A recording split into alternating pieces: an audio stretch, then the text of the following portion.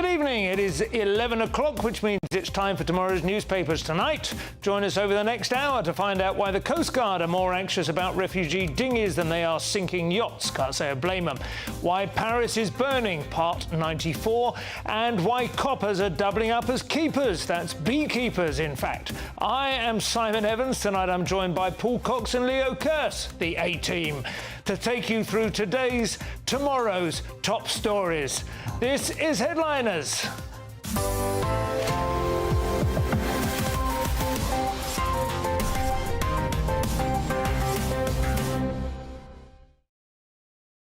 But before tomorrow's news, let's go to tonight's headlines with Sam Francis.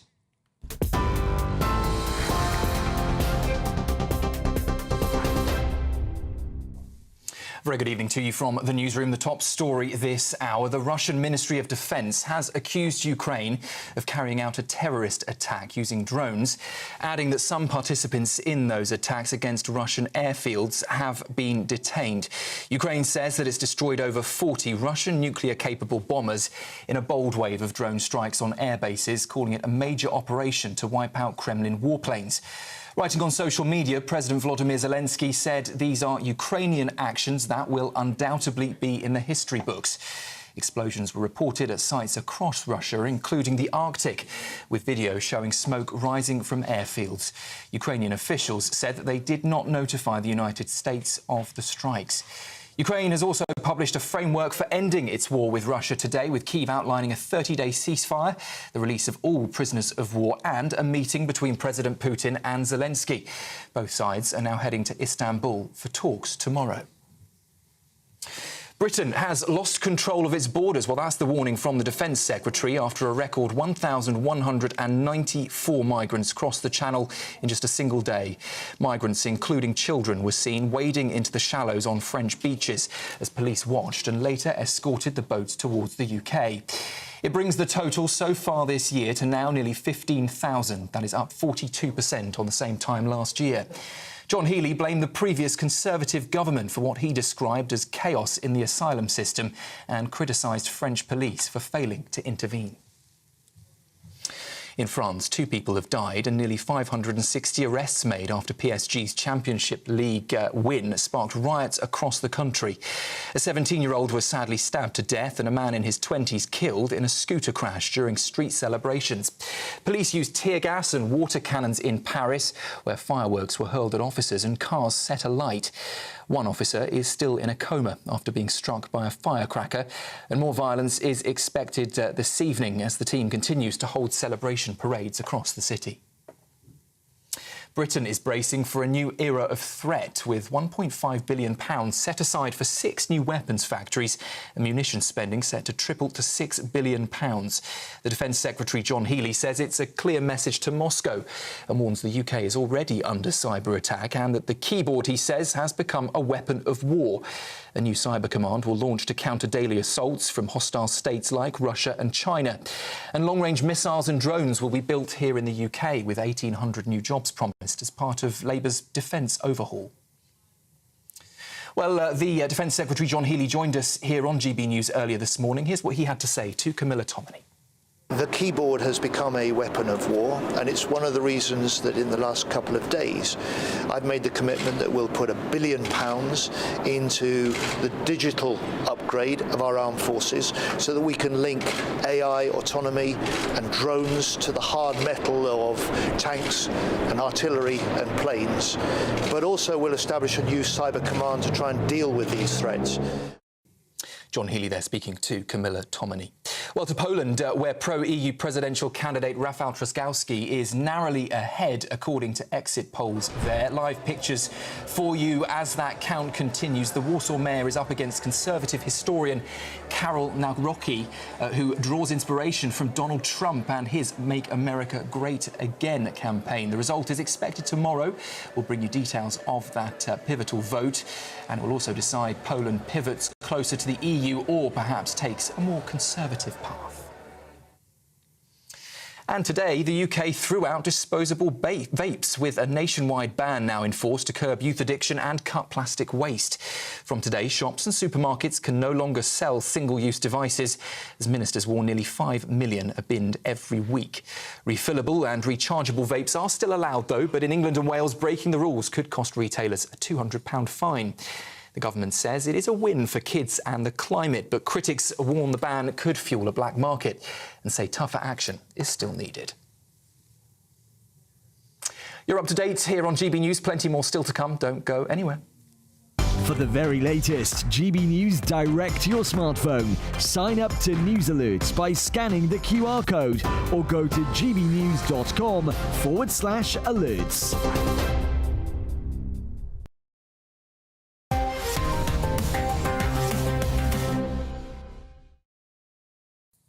Hello and welcome to Headliners, where we give you the best of tomorrow's newspapers with the best of today's comedians. On this occasion, Paul Cox and Leo Kurt. Yeah. How are you, gentlemen? Great. Simon. It's like a banana republic, isn't it? It's just like a constant change of leadership. Isn't it so good to... I hope you can do this, because I don't know if you've done this before, Mark, but I think you've got this covered. 48 iterations of the show previously. We used to start by standing up and saluting the Queen for the national anthem at the beginning of every show. The The portrait on the wall has been revolved 14 times. This is the forbidden lineup. We've I never been know. allowed This is before. wonderful I stuff. know, it's absolutely extraordinary, isn't it? Just to be getting back into it. I feel like we're putting the team back together So again. good. It's like the A-team, genuinely.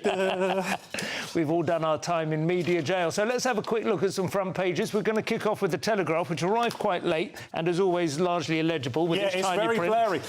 It is typically full of excellent news, though, the Daily Telegraph. The big headliner is Starmer's defence strategy in disarray. This is Defence Secretary backtracks on a pledge to boost military spending by 3%. It was a guarantee, now it's a maybe.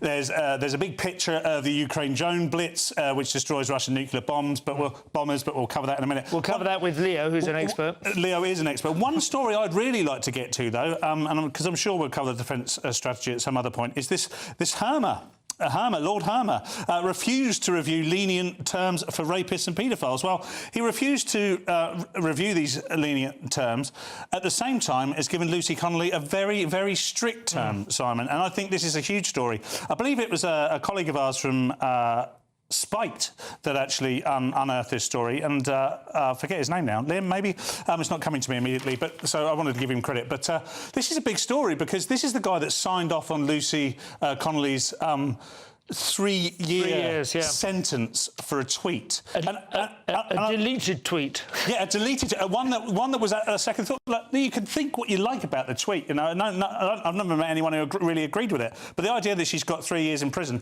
and this is the chap that sent her there after being lenient on rapists and paedophiles, is a scandal. Where is Nick Dixon? Where is Nick Dixon? Well, narco-tyranny, isn't it? Narco-tyranny. Punish those who are inclined to obey the law, and let off those who you feel are lost causes. Well, a cynic would certainly say that this seems to be the woke blob doing what the woke blob wants to do. Which This is Lord Hermer you're referring to as the woke blob. Yes, We've seen a picture of him. There's no comment on his physical appearance. There's a lot of them, and they all have this. Some people say, we've had this sort of long march, slow march through the institutions, and they're now essentially communist institutions, and they're dedicated to harming Britain, destroying the nation state, destroying the British people, and remaking Britain, or the UK, as this sort of socialist utopia. So part of this is to release rapists and paedophiles out onto the street to kill and rape British children, and lock up, childminders who got angry after a glass of wine and said something that a lot of people were thinking. It's extraordinary, isn't it, that Connolly is in jail essentially for the extreme end, certainly, but the extreme end of a fairly widespread degree of frustration and outrage with the direction that the country has gone in this direction, and he is a part of that direction. Yeah. That's the thing. It's a lot of what he's been doing, which is that it's, and it is just, it's demoralising. He's doing Starmer's bidding. He's quite happily signed off on all of this stuff. He's been lenient on the rapists and the paedophiles. Lucy Connolly will probably come out in August, September time this year.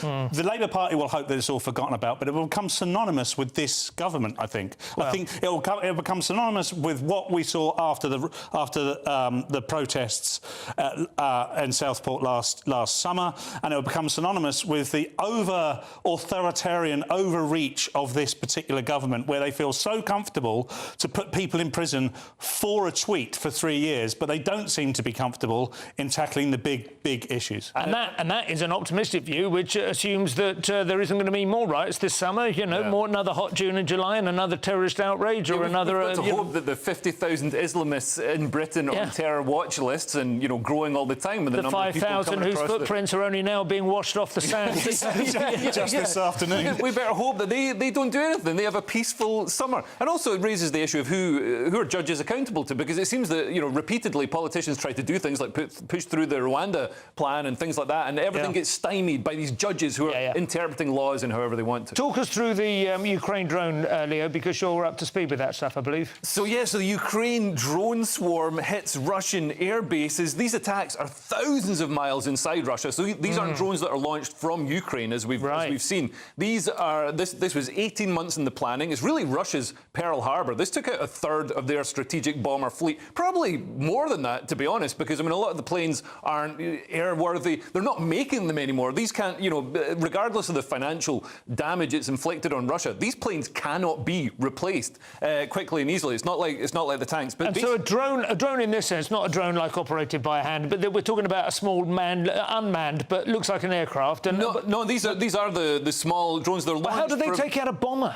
So because they're open, they're not stored in armoured hangars like they are in China, in sensible countries. In Russia, they're like, yes, we just keep the planes on the runway. It's like, hey, we don't have insurance, we don't care. And they don't care. I mean, to be that was Stalin's thing in the Second World War, wasn't it? It moved the factories to they were in Siberia, under open skies. Yeah. And I think this is the first Ukrainian attack on Siberia. We need to get through another couple of papers. Sorry, mate, but we can talk about this on the Times now. Carry on. Cool. So basically, they had these trucks. They've manufactured. They brought the drones into Russia. They've got warehouses there that they're renting, and they've got these trucks, and they released them from the trucks. And I'm not sure, if they were being controlled. Apparently, the operators were evacuated from Russia and back over the border before they could be attacked. And on the way back, they blew up railway bridges. So the whole thing is very James Bond, and it's pretty much destroyed,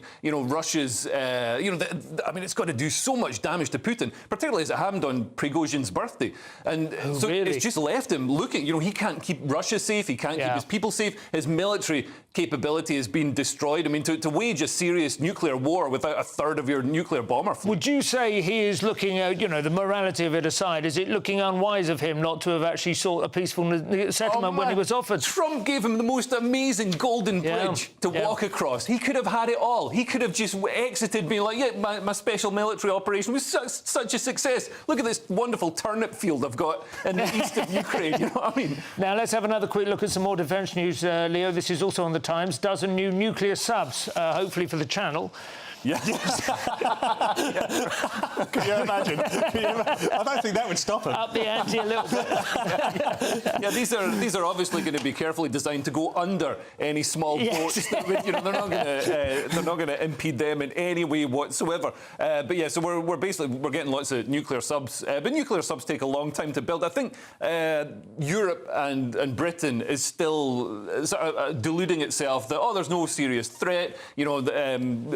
We can do whatever we want. China's rearming itself. Russia, even though it's being taken out, its strategic nuclear bombers are being taken out by Ukraine, it's still got lots of troops, and they're still coming to the borders of Europe.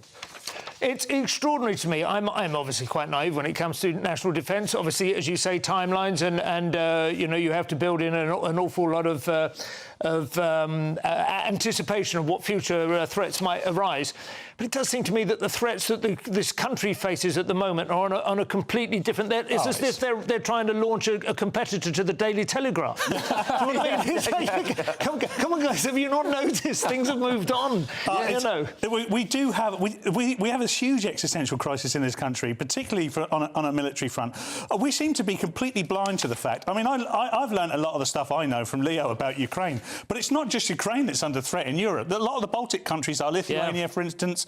You know, these countries are the people who live within these countries are scared for their lives. And we just carry on this country like there is nothing going on. Yeah. There's a huge military movement going on, and Russia. And as much as this is fantastic, and I celebrate what's happened today, I do worry how Putin, as I'm sure the people who live within these countries will be worrying how Putin will react. Yeah. Because if he loses face, he loses everything. No, that's the Japanese you're thinking of. Yeah. Russia's OK. Can we move on to the Sun quickly? We're running out a little bit out of time, and I wanted to get on to Liz Truss flogging whiskey for ex-con in Scunthorpe, although I'm not going to... Second time in a row that word has appeared on GBNews. I'll read it. I mean, I wasn't actually really aware of this. We get these stories quite late. So Liz Truss seems to be doing anything now, doesn't she? Flogging whiskey for ex-con in Scunthorpe, like you say. There's a word in there. GBH. Former PM Liz Truss filmed a video with a bare-knuckle fighter jailed for GBH to launch his Irish whiskey brand. Well, she might have had to. Because, you know, if he tells you to, you're not going to say no, are you? If he says advertise this, you go, yeah, no worries. To be honest, I think if you're a bare-knuckle fighter who hasn't been jailed for GBH, you probably need to keep that quiet. Gentleman Jim, the bare-knuckle fighter. Bare-knuckle slapper.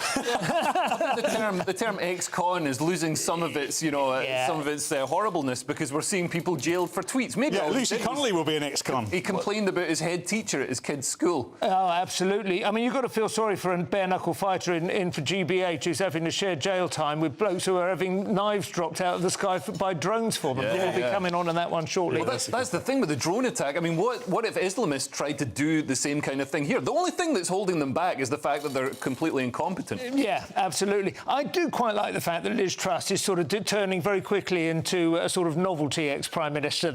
I mean, she's sitting on a Prime Minister's salary. She's a bit opic or something, isn't she? Yeah. She gets a salary. Yeah, she gets what's it, 144, 147k a year? There's a word for that, isn't there, where you get your final salary as your pension for the rest of your life. Yeah.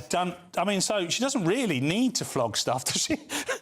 Excellent. Let's go to the break now, gentlemen. And in the part 2, we have several news stories coming up from the inside, which have been selected by hand for your enjoyment. But we will see you back here in a couple of minutes.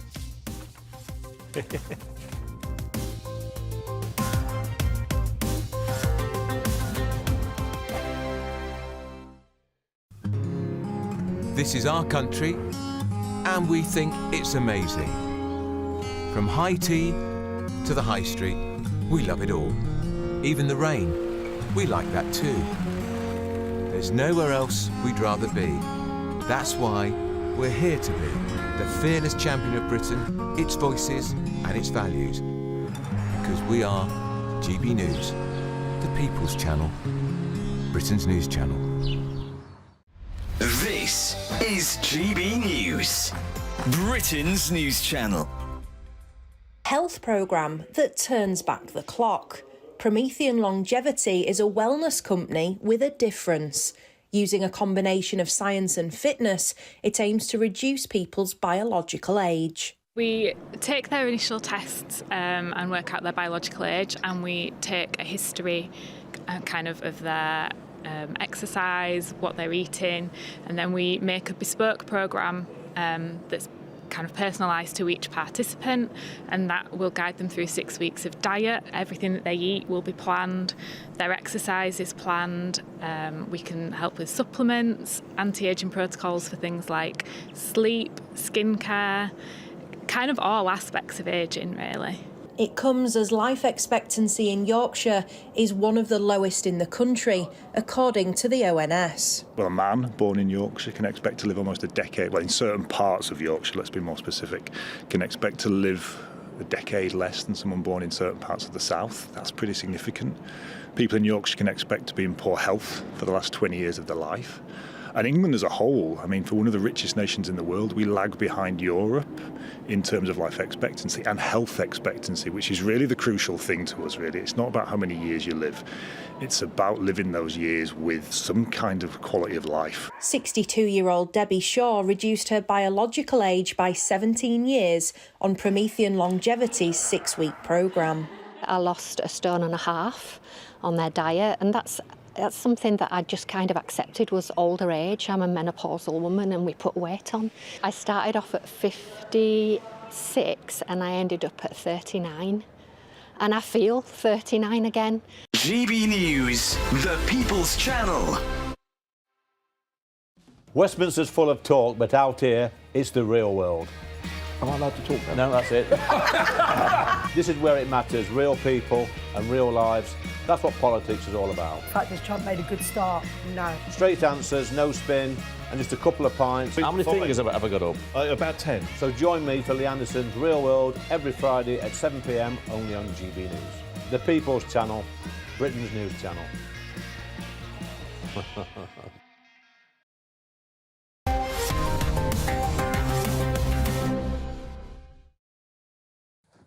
And welcome back to Headliners, where we've dispensed with the front pages and given them the contempt they deserve. We move on to the inside now. Mail, Paul, a story to gladden the heart of every old seaman that has gratefully slipped a few coins into the miniature slotted lifeboat at the local tavern over the years. All I heard was old seaman, Simon. And I don't know what the reference is. Migrant rescues in English Channel meant Coast Guard was too busy to come to aid a stricken yacht. I said that in a jaunty voice. It's actually very serious, isn't it? So while maritime resources were being designated to stop small boats, a yacht in the Channel had issued an alert to say it had begun taking on water and they were unable to attend to it as quickly as they normally would have done. I mean, there isn't much detail provided in this. This is within the Daily Mail, and it skirts over it in the first paragraph or so, and then goes on to talk about how essentially the process that's been put in place in France is failing, how the French authorities just stand on the beach, we've seen it in the news ourselves, and just look at the migrants jumping onto boats. Now, I don't even know if I blame them at this point. It's quite a dangerous business. Migrants or RNLI? No, the RNLI I don't blame at all. I know there's a narrative that says the RNLI are bad because they go and rescue people. You know, each life's equal when it's on the sea, as far as I'm concerned. I don't have any issue with that. No. British people's lives are more valuable. This is British. Amateur yachtsmen's lives are more valuable than those committing a criminal act in attempting to breach our borders. What show do you think you're on? This is Channel 4. What have I done?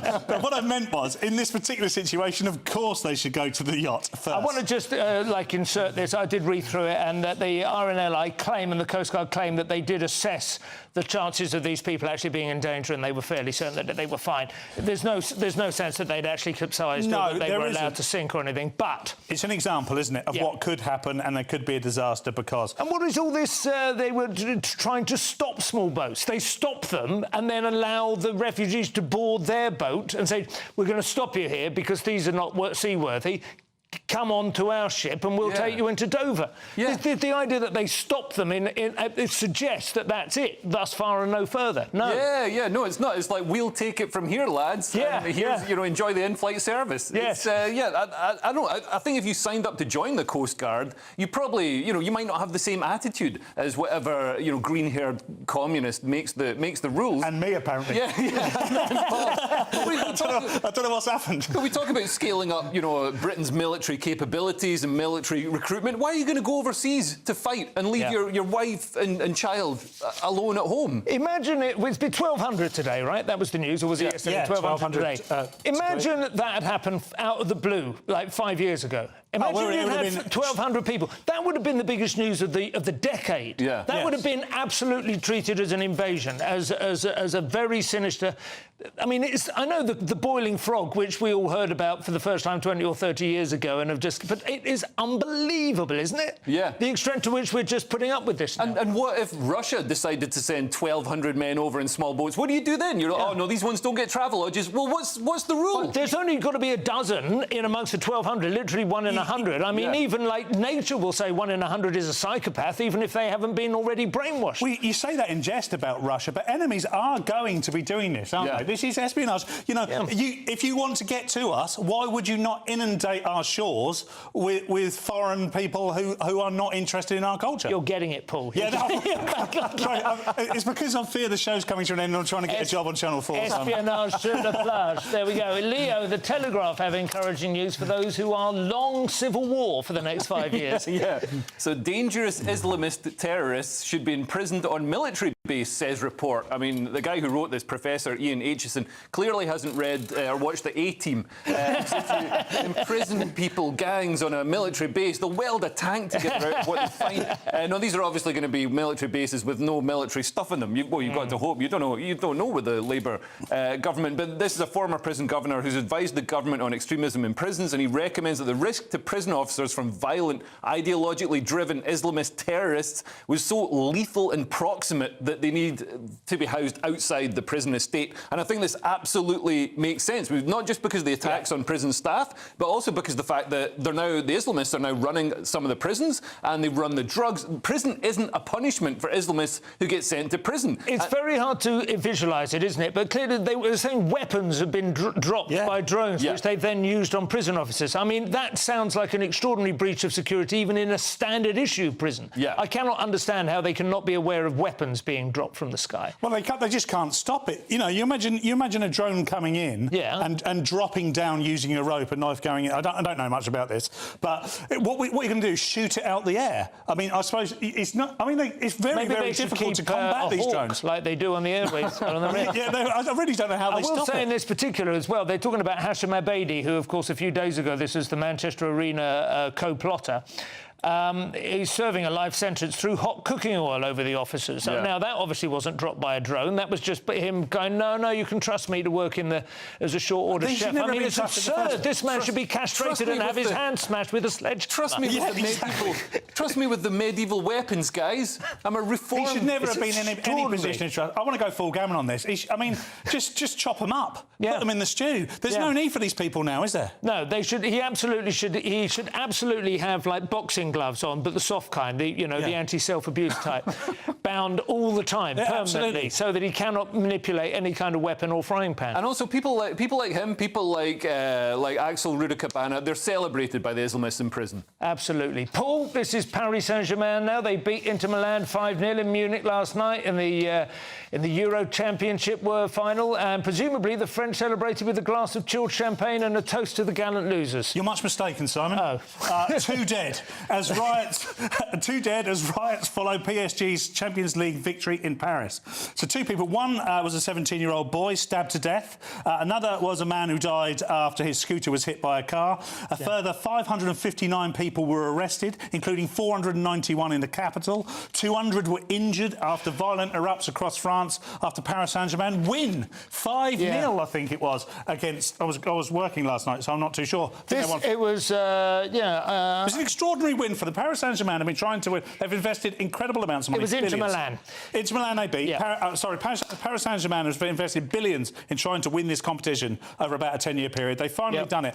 This would suggest, and this story actually does, that there is much more of an underlying issue than just this. This is youths against the police. There's a demographic in Paris that riot at any opportunity, and there were pictures of them last night clambering all over the Joan of Arc statue. Now, of course, we as the British have a certain attitude historically to Joan of Arc, but I would elevate the sacred nature of certain statuary above any sort of long-standing historical... Absolutely. She's the sort of Boudica of France, I guess, you know, and we're seeing people desecrating her image, and people who aren't, might not have their heritage inside France itself. Or inside the Catholic Church, certainly. Retio said the violence was perpetrated by barbarians who have come to Paris to commit offences. So basically people coming in from the banlieue, the migrant populations and stuff. So he's been accused of being a racist interior minister. But he didn't say he's wrong. And I think, the word racist is losing a lot of its sting. And you should really, when you say it, you should say, why it's wrong to say that and, what they've actually got wrong. Because, in this case, it looks like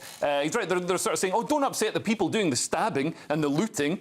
And that racist now just means legitimate concern for something, doesn't it? Yeah. If someone says that you're racist, you go, oh, thank you very much, because that's me expressing a truth that is very uncomfortable for people on the left to swallow. Well, it certainly leaves it up to you, I think, to provide an alternative explanation, doesn't it? That's the idea. Anyway, that's enough for this half. We have coming up, the NHS has a vaccine problem.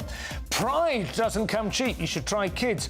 And second jobs for coppers. That's all coming up in the second part. We'll see you very shortly.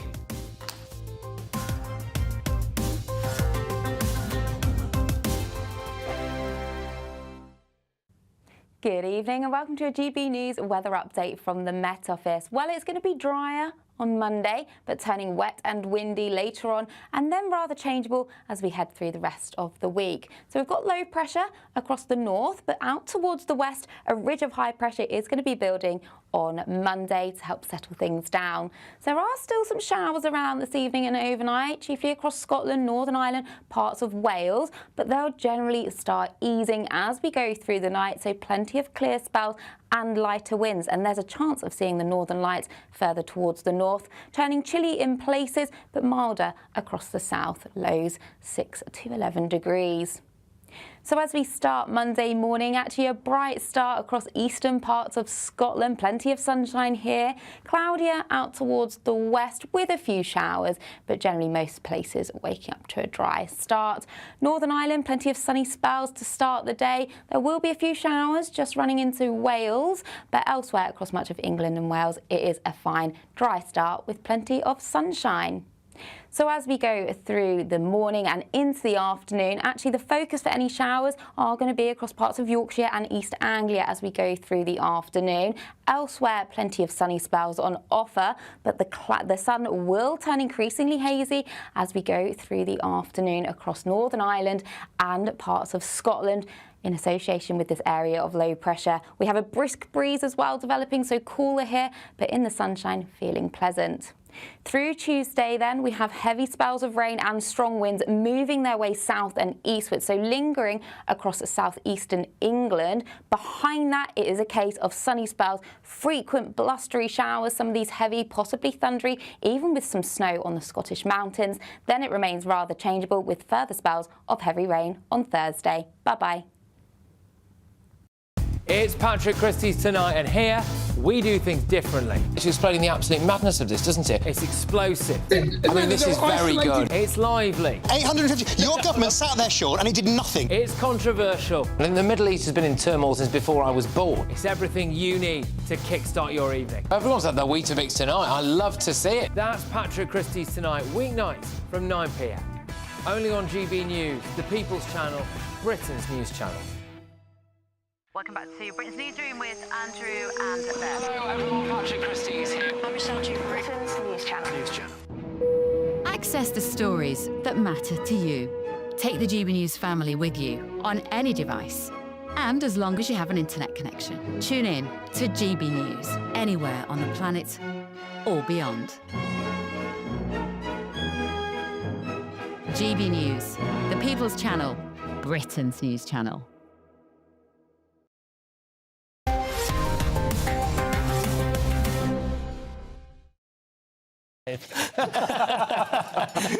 So, welcome back to the second half, the third quarter. Vaccine hesitancy now, Leo, in the Times, and the latest demographic to doubt their efficacy are doctors and nurses. Yeah, who'd have thought it? So the NHS has a vaccine problem. Staff don't want the jab. So doctors, nurses and other frontline NHS staff are shunning the flu vaccine. So this is the flu vaccine, not the coronavirus vaccine, in ever greater numbers, with almost 9 in 10 staff at one of England's largest hospital trusts unvaccinated last winter. Oh, I wonder what changed in the last 5 years to make people suspicious of vaccines. It's called, they're acknowledging as much as vaccine fatigue. We're just a bit tired of vaccines. We don't believe it was all a load of propaganda and nonsense and statist reruns of a possible home arrest. We've got long vaccine. Even relative normies like myself, who did have a COVID jab, much to Nick Dixon's disgust. Yeah. You know, have become very suspicious, because when they mandate stuff, when they say, if you don't do this, you will be in trouble, you start to ask why. Up till that point, you know, vaccines were given to us at school. If someone said you had a vaccine to go on holiday, we just went along with it. I think this is the flu jab that they're worried about specifically. Now, the flu jab, my wife organised the flu jab for me and the kids a few years ago, and I'll be honest with you, I felt ill afterwards. I'm not saying it's just correlation, improved causation, but I didn't like it. I've never had it again since, and I've never had the flu. I've had the flu once in maybe 30 years. I was in bed for a couple of days. It's not life-threatening to me. Rather not take that constant flow of jabs. They are talking about doctors and nurses. Now, if you were in your 70s and somebody says get the flu jab, it's probably a good idea, right? Yeah. But the idea that the doctors and nurses can make the patients ill by not having the flu jab makes me wonder what the efficacy of the flu jab is, because the patient should already have had it, right? Yeah. Do you see what I mean? Such a good point. I mean, it was done in a Simon Evans way that I had to really think about it. But it was such a good point. Yeah. I mean, it made perfect sense when I got it. But you're absolutely right. They probably should. Look, I'm about to say they probably should have it. But you can understand the fact that the NHS staff are fatigued, shall we say, by vaccines is incredibly telling. They made a bit of an error there. What happened to COVID, by the way? Do you still need jabs for that? It came and went. It wasn't even real. Oh, well, that was nice. Metro now, Paul, and who else would publish this unadulterated guff about a supposed queer tax that comes with one of the most headlong, selfish, hedonistic lifestyles imaginable? Wow, I've editorialised slightly there, but... Yeah, you did slightly, but true point. Pride doesn't come cheap, apparently. The LGBTQ plus queer tax has cost us thousands. There's no significant... There is also a significant financial impact, I should say, just as existing as a queer or as a trans person in a homonormative world. Heteronormative world. I can't even read this rubbish, right? Heteronormative, Paul. Did you not go to school? They're talking about me. I understand what heteronormative is. In this sentence of absolute bilge, it makes very little sense. Yeah. Look, I don't want to undermine the lives of people that have perhaps suffered things I haven't had to suffer. I can only assume, growing up in the world I've grown up in and living in 2025, this doesn't really apply to the LGB community because they're very much accepted. So I can only assume that this might apply to the T. The Q doesn't really exist as far as I can understand. Queer is just... Q is like an aesthetic, isn't it? It's like people who are actually straight but would rather look like they were for likes on Instagram. Modern-day Steppenwolf. And then there's plus, which we won't ask what that means on this channel. I get in trouble. When I first saw that Pride doesn't come cheap, the LGBTQ plus queer tax has cost us thousands, I thought it was the amount of money for Pride parades and all the nonsense and everything to be painted rainbow colours, which I think is the real queer tax. I mean, if you don't have children, you're saving a lot of money. Constantly repainting zebra crossings. Yeah. If you don't have children, you're saving money. So you know, all the gay people I know dual doing income. pretty well. Was it dual income, no kids? Dinkies. That should be part of the alphabet. D's. Yeah, there should be D's in there, Anyway, good luck to you, mate. Leo, this sounds like there is a plod tax as well, as the lifestyle of the Great British Police Force is unaffordable without taking a second job. Yeah, so DJs, beekeepers and Reiki healers, the bizarre second jobs of the UK police force, as it is revealed that 1 in 7 cops have additional employment. So more than 33,000 police officers in the UK have additional employment, including driving for Deliveroo, which is... Having to arrest yourself for going the wrong way down a one-way street on an electric bike without a licence. Like going through cardboard boxes and stuff. Pizzas all over one side when you get there. Also running a tea shop, working as scaffolders, painters and checkout assistants. So I guess, you know, the worrying side of this is that, you know, police officers aren't making enough money in the job necessarily to pay for all their stuff. I worked with a police officer who ran a second business doing bouncy castles, renting out bouncy castles. Really? Who's just quite a Take your spiky helmet off first. Isn't it? I always thought the thing with... I feel my sort of, like, not immediate relatives, but I know a few people in the police force. It was supposed to be all right as long as you did the overtime and stuff and you look forward to quite a decent pension, you retire quite early. The basic rate of pay is not that great, but you have to learn to work the system a bit. And I would say that was largely true at a time where the cost of living was about right. Yeah. OK, well, now it's just astronomical. Yeah, that's the luxury of just one job. Even, I mean, all three of us have more than one job. I work 2 or 3 nights a week now. Yeah. No, it's true. It is true.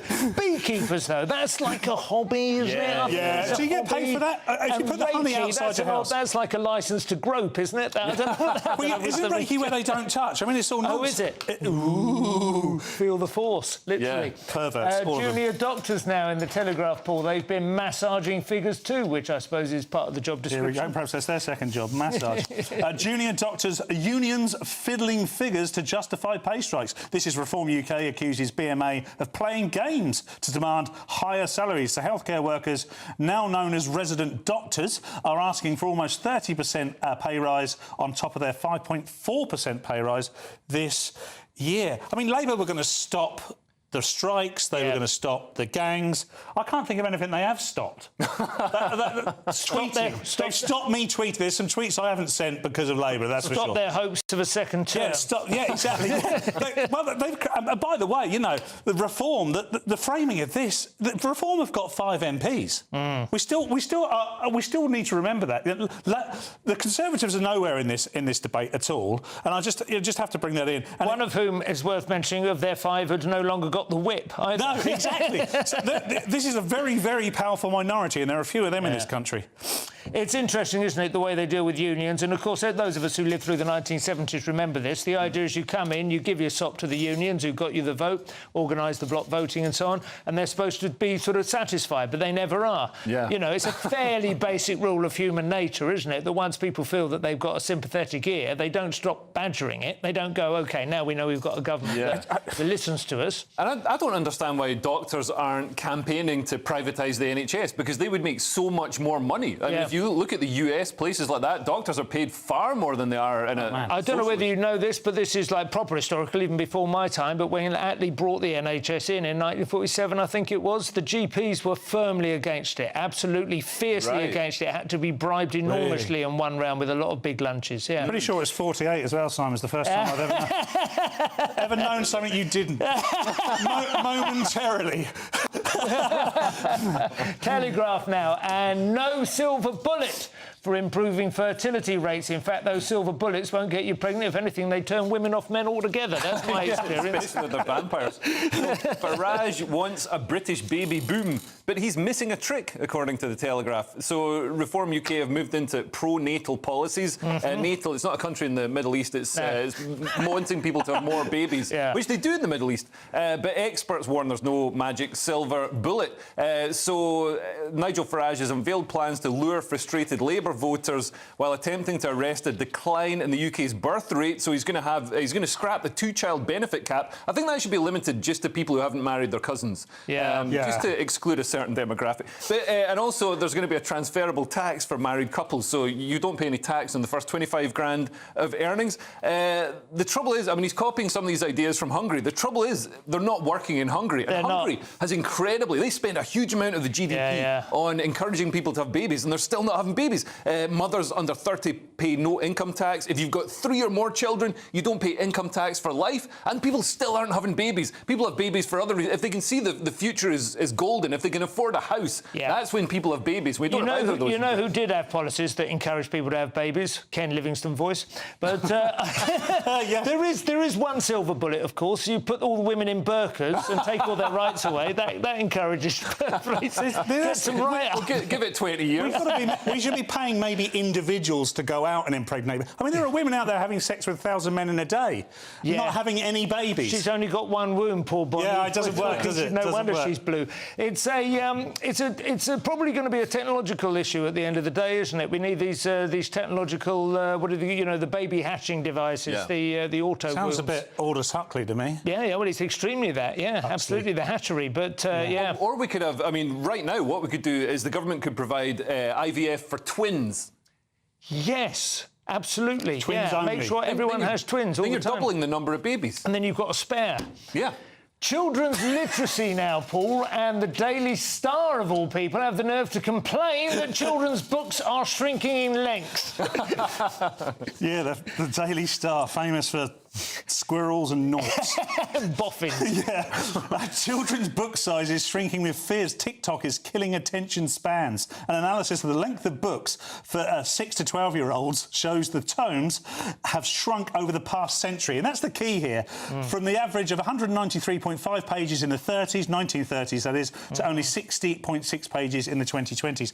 Well, back then, I mean, yes, OK, people did read a lot more books, but that was all that was available. There wasn't even that much radio available then either, so they did just have Mind books. you, outdoors was available. We did have outdoors then, and there were much less Children had a radius of about 8 miles from their house, apparently. That's incredible, isn't it? You could go away like right out of any sort of conceivable surveillance. And just come back when you're hungry. Yeah. There's no way of getting back to it. I don't think adults read anymore either, do they? I mean, they read text, they read their phones, they read... I say this, I read thousands of words a day, I suspect, on blog posts and Substacks and what have you. I go to bed at night, get out a book. I'm lucky if I get through to the second page before it's all just swimming. Even just the awareness of how much depth there is beyond it. Do you know what I mean? It's weird. You're exceptional on that front. And also, a lot of writers expect you to have more, patience with it. I think, if you're reading something on your phone, people know that they've got to get to the point. But also, I just think short books are cheaper. I buy my kid a lot of books, like the picture books with little things, Spot the Dog and stuff. And they seem to be churned out, and they're very cheap. The best way to do books is to have a regular churn of picture books, which you get from car boot sales, and take them back the next week and get some new ones. Treat those like a library, and you pay 50p each. Great idea. I've got to move on, folks. We've got one last section coming up. We have a medical report that proves Imane Caliph is a bloke. Stick around for that. We'll see you in a couple of minutes.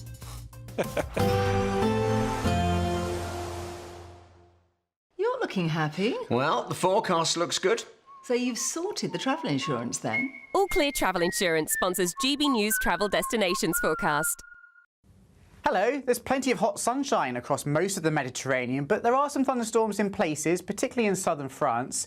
Across the Canary Islands and Madeira, though, there'll be this brisk northerly flow on Monday, bringing in quite a bit of cloud, but sunshine for southern parts of Spain. Here are those thunderstorms across the Alps, southern parts of France, but most of Italy, the Balkans and Greece and Turkey having plenty of hot sunshine and temperatures into the high 20s, and the outlook is for plenty more dry and settled weather. All Clear Travel Insurance sponsors GB News Travel Destinations Forecast. This is Britain's Newsroom, where your voice matters. It's just astonishing. With expert analysis and honest opinion, we don't just keep you informed. We bring you unique perspectives you won't see anywhere else. Can't argue with any of that. When the news happens, it happens here. On Britain's Newsroom, weekdays from 9:30 a.m. Only on GB News. It's Patrick Christie's Tonight, and here we do things differently. It's explaining the absolute madness of this, doesn't it? It's explosive. I mean, this is very good. It's lively. 850. Your government sat there short and it did nothing. It's controversial. And the Middle East has been in turmoil since before I was born. It's everything you need to kickstart your evening. Everyone's had their Weetabix tonight. I love to see it. That's Patrick Christie's Tonight, weeknights from 9 p.m. Only on GB News, the People's Channel, Britain's news channel. Hi, I'm Michelle Dewberry, and my show is your opportunity to cut through all the noise and dive in headfirst to some robust debates. Ideas clash. Situation, isn't it? No, because the failure is you're deliberately avoiding my point. Nothing's held back, And if you think this is the end of it, wait for more. and we do not shy away from the difficult stuff. Sometimes I want to shake people and say, if only you understood. So join me on Jubes & Co. weeknights at 6 p.m. only on GB News, Britain's news channel. Mornings don't have to be tiresome, especially if you have the right company. Wake up to news as it happens, opinion and debate, and of course, a little bit of entertainment too. Because when the kettle's on, we're on. That's Breakfast on GB News, a show worth waking up for. Every morning from 6 a.m. Only on the People's Channel, Britain's news channel. We'll spread the news, you spread the word. From the school run to the home run, watch a new show for all of Britain. So he can say whatever he wants. A straight-talking show where all voices are heard. And, when are we going to stop talking about smashing the gangs and actually do it? With the stories that matter from every part of our country. There's a bit of a crash landing there for your Chancellor. Bold, fearless and standing up for you. That's me, Martin Daubney, 3 p.m. till 6 p.m, weekdays, here only on GB News. The People's Channel, Britain's news channel. Nigel is back. Good evening. Unfiltered. Are these proposals bold enough? Uncompromising. Will it bring growth? Unmissable. We as a country are brilliant. Nigel Farage returns this Tuesday from 7 p.m. only on GB News, the People's Channel, Britain's news channel. In the GB Newsroom, we bring you the news as it happens. With our team of dedicated journalists across the UK, we're ready to keep you up to date with what's happening every half an hour, every single day. Bulletins here on GB News, the People's Channel, Britain's news channel.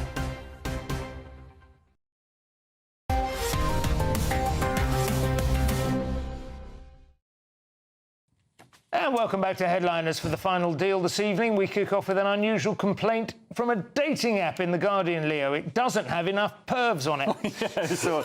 This is about the unconventional dating app Field, as in he feeled my bottom while I was swinging in a harness. So it reports a surge in vanilla tourists. It's supposed to be for, they describe it as the curious. I'd describe that more as, actually, I've been on Field. I've been on Field. Yeah, I mean, you got to be careful. I mean, there's fat women everywhere, but I'm more of a horse and hound man myself. You've also got like green hair and green body hair. So so vanilla tourists is as against chocolate tourists, is it? I don't think it's skin colour, Simon. I think it's just bland. Just people not to have sex lying down. Vanilla tourist is somebody from Madagascar. I'm always in defence of vanilla. It's a delicious flavour in its own right. It's not like a default. It was added with great care and delicacy to ice cream many years ago. It's the flavour.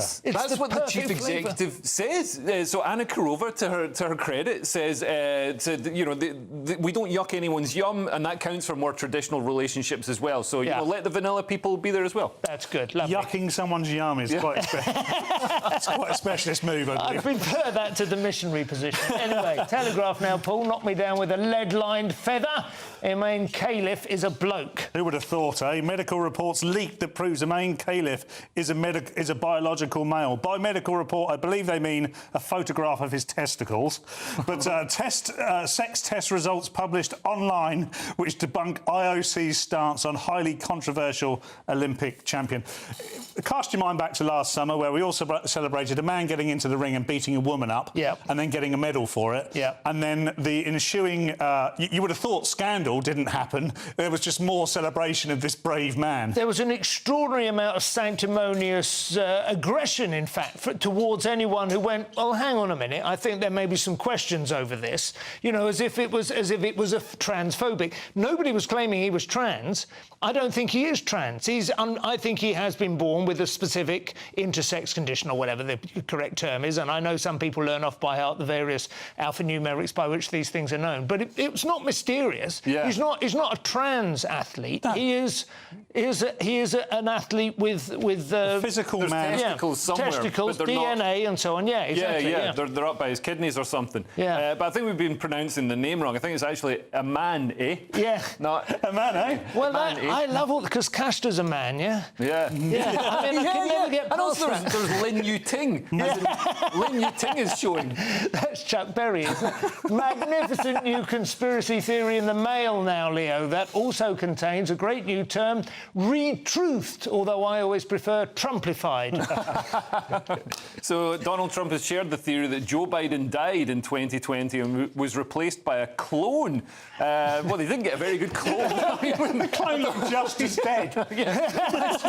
Imagine if you took your dog to the cloning service. You know how people do that? It's like, this dog's worse. He's urinated all over the couch. Yeah, it's extraordinary.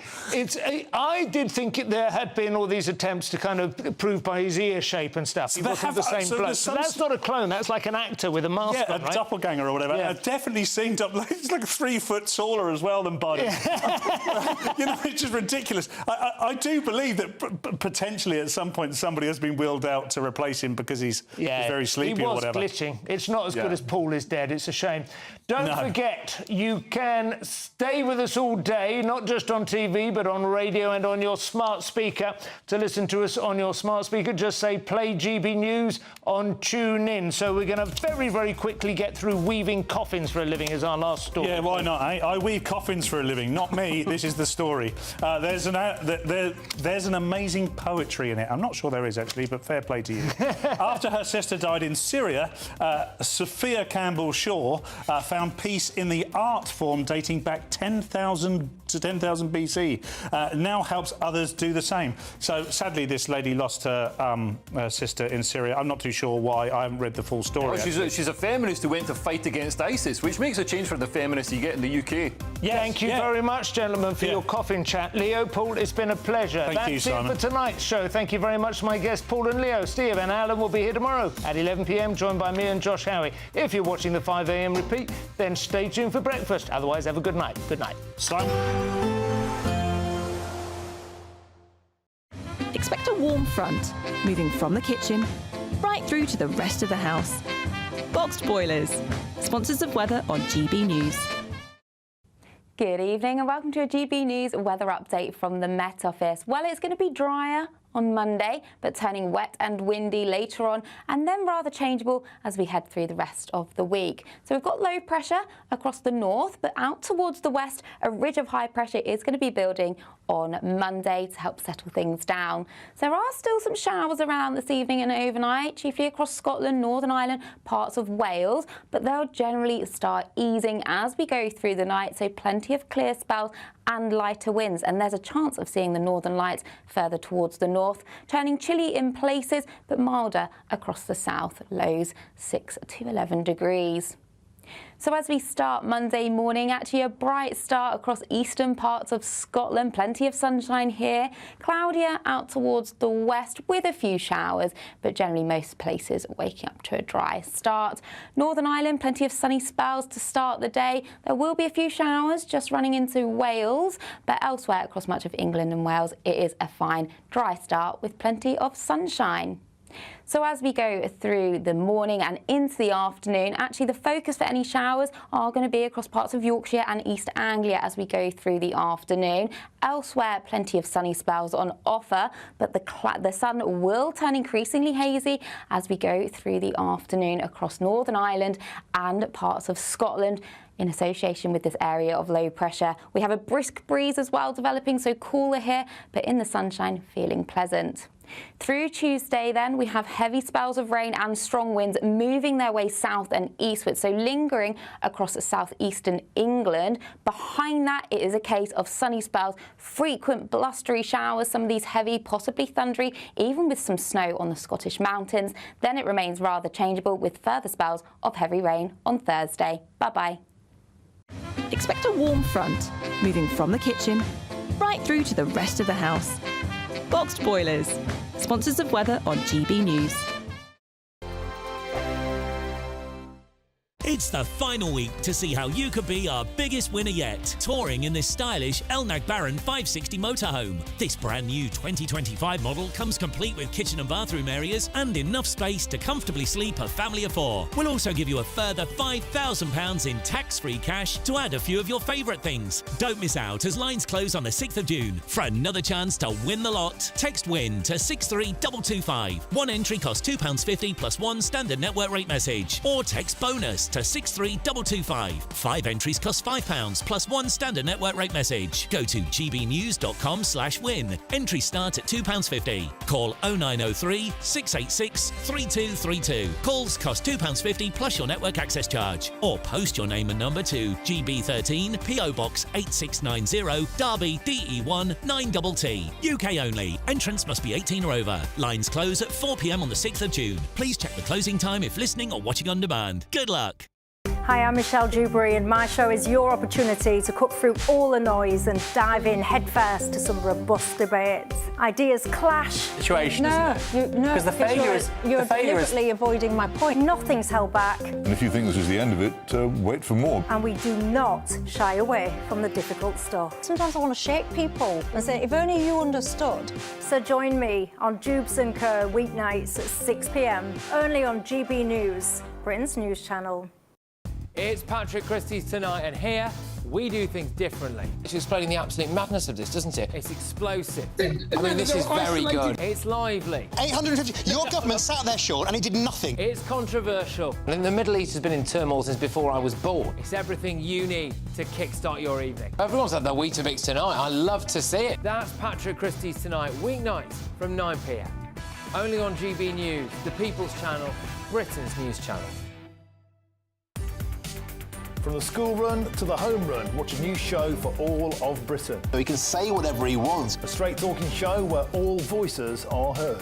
And, you know, when are we going to stop talking about smashing the gangs and actually do it? With the stories that matter from every part of our country. There's a bit of a crash landing there for your Chancellor. Bold, fearless and standing up for you. That's me, Martin Daubney, 3 p.m. till 6 p.m, weekdays, here only on GB News. The People's Channel, Britain's news channel. Mornings don't have to be tiresome, especially if you have the right company.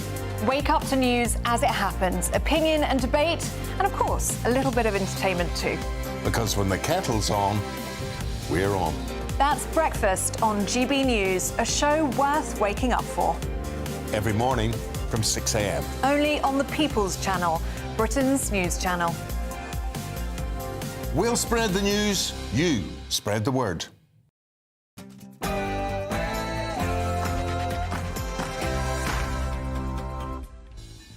Good evening, welcome to Free Speech Nation with me, Josh Howie. We have got a fantastic show for you tonight, starting with a debate about whether you should ever be cancelled for telling a joke. And I'm not just talking about my own legal issues. This week, after the tragedy in Liverpool, comedian Andrew Lawrence lost gigs following a joke about the collision. However, we should decide, or who should decide, what comedians audiences watch. The audience themselves or comedy clubs and venues. Some call her the turfy godmother, some simply call her the Queen. J.K. Rowling is setting up a new fund to help individuals who are fighting to retain single-sex spaces. By the way, that wasn't J.K. Rowling, that was Andrew Lawrence. But wasn't the Supreme Court's ruling meant to put a stop to just this? I'll be joined by the CEO of Sex Matters, Maya Forstater. Author Harry Saul Markham will be joining me to discuss his new book, The Melted Pot. Does it provide an answer to perhaps the most important question of our era? Can Western liberal democracy be saved? On a similar note, is it time for a digital Bill of Rights? The co-founder of Together, Alan Miller, thinks so, and he'll be joining me here in the studio. And we've got some comedians wrestling with some crazy culture developments from our live